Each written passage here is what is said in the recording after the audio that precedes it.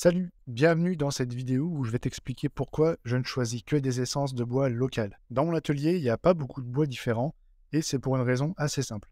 Le concept de la planche française, c'est de favoriser des circuits courts pour la fabrication des planches. Parmi les essences que je travaille en ce moment, je peux vous en citer 5. On a le frêne, l'érable, le hêtre, le chêne et bien sûr le noyer. Là, j'en ai plus trop à vous montrer, c'est vraiment les derniers bouts que j'ai en stock. La démarche, elle est assez simple à comprendre parce que c'est en fin de compte avoir la transformation d'une ressource locale en un produit fini, qualitatif et durable, sans passer par des étapes de transport trop importantes. Et c'est aussi un petit peu au final faire avec les ressources qu'on a autour de soi. Du coup, le bois que j'utilise pour fabriquer mes planches, il vient pas de l'autre bout de la planète.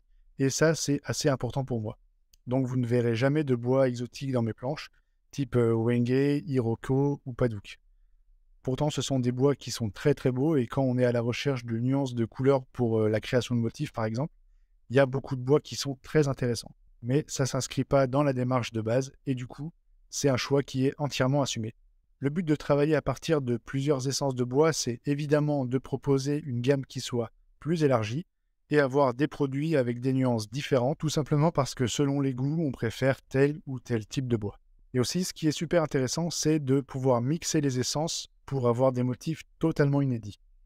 Là, en ce moment, je suis en train d'assembler des bandes de bois de tout ce que j'ai en stock pour essayer de trouver des motifs sympas, un petit peu en travaillant au feeling. Donc, je ne sais pas encore vraiment ce que ça va donner au rendu final, mais je pense que ça peut être assez cool. Et en même temps, je trouve intéressant de faire comme ça des expérimentations parce que eh bien, si ça rate, ça rate.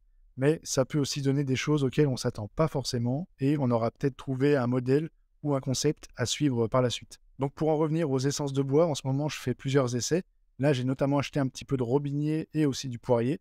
Mais dans les essences que je voudrais travailler, il y a également le châtaignier, le merisier et pourquoi pas le tilleul. Ça reste toujours dans les bois qu'on trouve par ici, dans nos régions.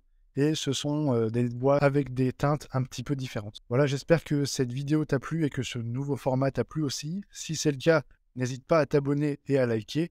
Si tu as des questions, pose-les-moi en commentaire. Et je vous dis à vendredi prochain. Allez, ciao!